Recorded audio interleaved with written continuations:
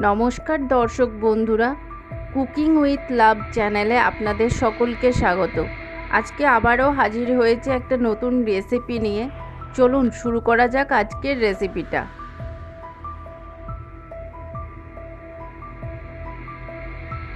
এর জন্য 200 গ্রাম ঢেঁড়স নিয়ে আর মাথা এবং লেজের দিকটা কেটে নিয়ে তাতে অল্প পরিমাণে নুন এবং কাশ্মীরি লঙ্কার গুঁড়ো এবং 2 টেবিল স্পুন কর্নফ্লাওয়ার ভালো করে মিশিয়ে নিচ্ছি।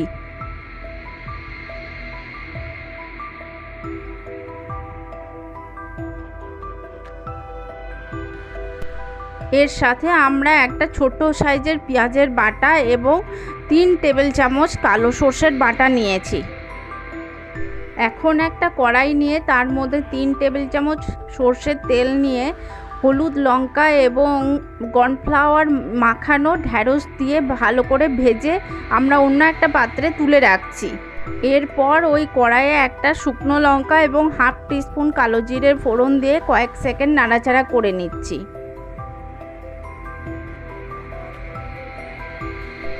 এরপর কড়াইয়ে পেঁয়াজের বাটা দিয়ে 3 মিনিটের মতো কষিয়ে নিচ্ছি। গ্যাসের আঁচ একেবারে কমিয়ে পেঁয়াজটা যতক্ষণ না বাদামি রং আসে। এখন আমরা সর্ষে বাটা যোগ করে 3 মিনিটের মতো আবারও কষিয়ে নিচ্ছি, ভালো করে পেঁয়াজের সাথে মিশিয়ে নিয়ে।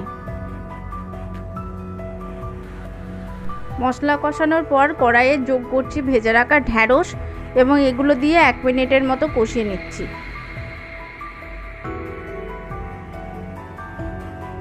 এখন আমরা কড়াইয়ে 1 কাপ মতো জল এবং পরিমাণ মতো নুন দিয়ে কড়াইয়ের ঢাকনা দিয়ে গ্যাসের আঁচটা মিডিয়াম রেখে 3 মিনিটের মতো কষিয়ে নিচ্ছি। এখন আমরা কড়াইয়ে যোগ করছি 1 টিস্পুন সর্ষের তেল। এটা দিয়ে গ্যাসের আঁচ একেবারে কমিয়ে আরও 2 মিনিট আমরা কষিয়ে নিচ্ছি। তাহলেই রেডি আমাদের ঢেঁড়স সর্ষে। আপনাদের যদি আমার ভিডিও ভালো লাগে তাহলে লাইক, শেয়ার এবং আমার চ্যানেলটিকে সাবস্ক্রাইব করতে অবশ্যই যেন ভুলবেন না।